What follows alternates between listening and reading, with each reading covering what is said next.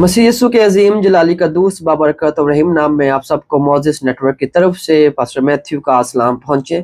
जैसा कि आप सब जानते हैं कि हम ईमान के मुतल्लिक सीख रहे हैं और कलाम मुक़द्दस ईमान के मुतल्लिक हमें बताता है कि ईमान अनदेखी चीज़ों का सबूत है।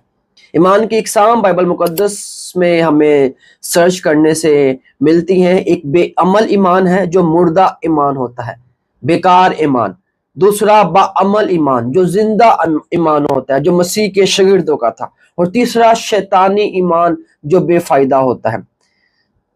कलाम मुक़द्दस में हमें बताया जाता है खुदा के हमसे कीमती और नहायत बड़े वादे।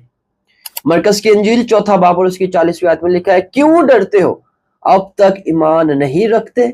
यीशु मसीह फरमाते हैं, फिर कहते हैं मैं तुम्हें यतीम ना छोड़ूंगा, मैं तुम्हारे पास आऊंगा। यूहन्ना 14 बाब और उसकी 18वीं आयत में लिखा है, मैं तुम्हें इत्मीनान दिए जाता हूँ, अपना इत्मीनान तुम्हें देता हूँ। ये खुदा का कलाम हमारे लिए है। यूहन्ना 14 बाब और उसकी 27वीं आयत बयान करती है और लिखा है, और देखो मैं दुनिया के आखिर तक हमेशा तुम्हारे साथ हूँ। मत्ती 28 बाब और उसकी 20वीं आयत है। और ये ईमान के मुतल्लिक है। खुदा का कलाम ईमान के मुतल्लिक हमें बताता है और कलाम मुक़द्दस ईमान के मुतल्लिक हमें बहुत कुछ सिखाता है।